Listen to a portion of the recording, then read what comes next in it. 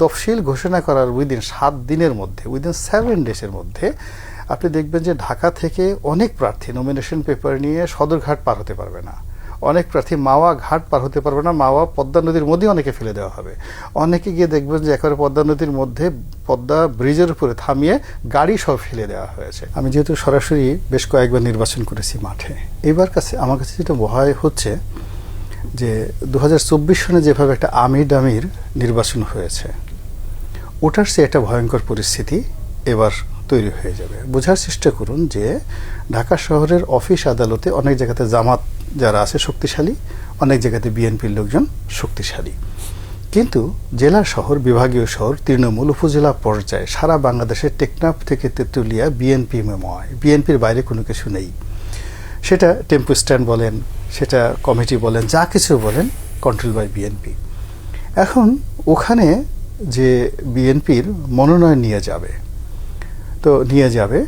তো দেখা যাচ্ছে প্রায় সব ক্ষেত্রেই বাংলাদেশে বিএনপির 3 থেকে 4টি কমিটি রয়েছে এবং তারা they are fighting with each other, এবং ইতিমধ্যে অনেকগুলো প্রায় 300 মার্ডার হয়ে গেছে শুধুমাত্র এই কমিটির বিষয় নিয়ে নিজেরা, এবং কয়েক হাজার এই বিভিন্ন অপকর্মের কারণে বিএনপি থেকে তাদেরকে বহিষ্কার করা হয়েছে, কিন্তু কোনো অপকর্ম বন্ধ হয়নি। এর কারণ হলো একজন মনে করছে যে আমি একটা চেয়ারম্যান হব, মেম্বার হব, 10 বছর 5 বছর দল ক্ষমতায় থাকবে, তা না করে আমি এই আওয়ামী লীগের যে সম্পদ যা কিছু আছে এগুলো হরণ করে উইদিন 1 মাসের মধ্যে যদি আমি তার 100 গুণ ইনকাম করতে পারি, কি আমার এরপরে বিএনপি করলাম না করলাম তাতে আমার কি আসে যায়।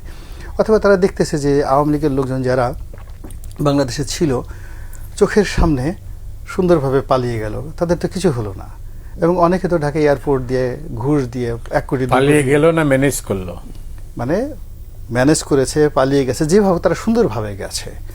মানে যারা ধরা পড়েছে তারা আগের থেকে ধরা ছিল, কিন্তু এমনি আলটিমেটলি যাদের একটু ইন্টেলিজেন্ট তারা কিন্তু সবাই চমৎকারভাবে, এবং আওয়ামী লীগের যারা পাওয়ার বেঞ্চমার্ক আপনি দেখেন তো, শেখ পরিবারে একজন লোক ধরা পড়েছে, তারপর শেষে যারা এই ঢাকা শহর সারা বাংলাদেশে পাওয়ার, আপনি এই যে ইসমাইল হোসেন সম্রাট, জাহাঙ্গীর, গাজীপুরের মেয়র জাহাঙ্গীর, শামীম ওসমান, তাপস থেকে শুরু করে যারা ইয়াংদের মধ্যে টোটাল পাওয়ারটা ধারণ করতে আওয়ামী লীগের, এই যে ছাত্রলীগের প্রথম 100 জন শক্তিশালী নেতা, তার কি কেউ ধরা পড়েছে? সব এখন কলকাতাতে চলে গেছে। এখন এই যে উনি যেটা বললেন আগে, আশরাফ সাহেব যেটা বললেন যে ওই যে ওখানে বসে তো তারা বসে নাই, তারা তো ওখানে বসে এমন কিছু করার চেষ্টা করছে যেন বাংলাদেশের আওয়ামী লীগের যারা প্রতিপক্ষ তারা শান্তিতে থাকতে না পারে, এবং এই সময়টা তাদের জন্য সবচেয়ে একটা প্লেইং ফিল্ড হবে নির্বাচনের ওই সময়টাতে। যখন বিএনপির একজন প্রার্থী গেল, তার এগেনস্টে 2 জন বিদ্রোহী প্রার্থী হলো, 1 জন ডামি প্রার্থী হলো, এরপরে স্বতন্ত্র প্রার্থী হলো, এবং ওখানে মূল প্লেয়ার হবে আওয়ামী লীগ অথবা ওখানে প্রশাসনের যারা লোকজন। এবং এটা নিয়ে তফসিল ঘোষণা করার উইদিন 7 দিনের মধ্যে, উইদিন 7 ডেজের মধ্যে আপনি দেখবেন যে ঢাকা থেকে অনেক প্রার্থী নমিনেশন পেপার নিয়ে সদরঘাট পার হতে পারবে না, অনেক প্রার্থী মাওয়া ঘাট পার হতে পারবে না, মাওয়া পদ্মা নদীর মধ্যে অনেকে ফেলে দেওয়া হবে। অনেকে গিয়ে দেখবেন যে একেবারে পদ্মা নদীর মধ্যে পদ্মা ব্রিজের উপরে থামিয়ে গাড়ি সব ফেলে দেওয়া হয়েছে, এবং দ্যাট উইল হ্যাপেন। এবং সবচেয়ে এটাই কি ভয়ঙ্কর? হ্যাঁ, অবশ্যই এটাই ভয়ঙ্কর, এবং এটাই বাস্তব। আপনি একই ঘটনা তো 2024 সনে ঘটেছে। আপনি গিয়ে দেখেন একে আজাদ সাহেব, জিজ্ঞেস করে দেখেন তো তার জীবনটা কেয়ামত হয়ে গিয়েছিল।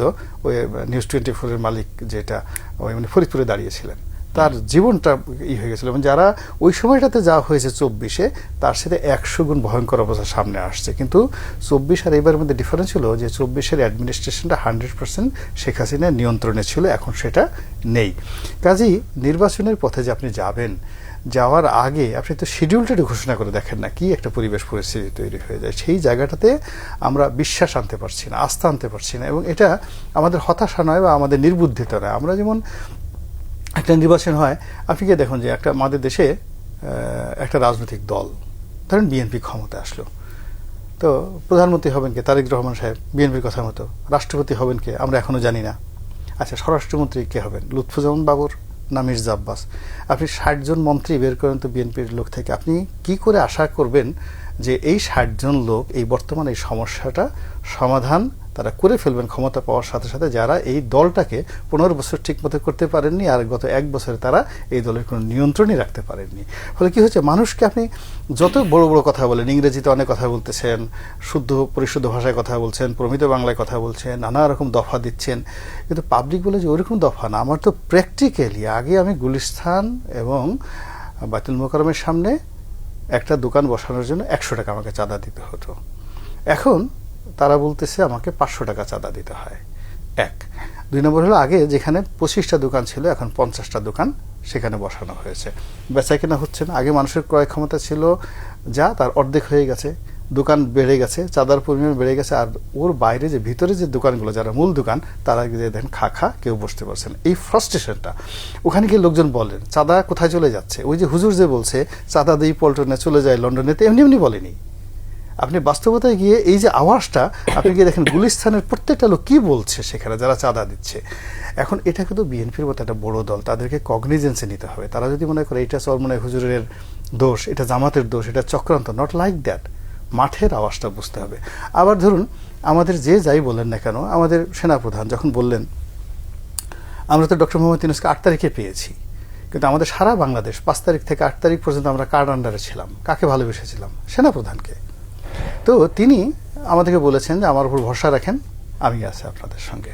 কিন্তু গত 1 বছরে সেনাবাহিনীর কারণে চাঁদাবাজি বন্ধ হয়েছে, সেনাবাহিনীর কারণে দুর্বৃত্তায়ন বন্ধ হয়েছে, আন্ডারওয়ার্ল্ডের ডন বন্ধ হয়েছে, এই যে কারণ বাজারে চাঁদাবাজি হচ্ছে, তেজগাঁতে চাঁদাবাজি হচ্ছে, হাজার হাজার কোটি টাকার চাঁদাবাজি হচ্ছে, এটা যে বন্ধ হয়নি। তো আপনি ট্রাক স্ট্যান্ডগুলো দেখেন, আজকে মানে ঢাকা বন্ধ হয়নি, কোনো কিছুই বন্ধ হয়নি। তো এই অবস্থাতে আপনি যে একটা সুন্দর নির্বাচন হবে, সেই নির্বাচন হয়ে ভোট দেবেন, ভোট কেন্দ্রে যাবেন, তারপরে আপনার মনের মতো লোক নেতা নির্বাচিত হবে, আর এরপরে আপনি সেই নেতার বাসায় গিয়ে পোলাও কুরমা কালিয়া কুপ্তা খাবেন, এই স্বপ্ন তো আপনার আসবে না, রিয়েলিটি সেটা না।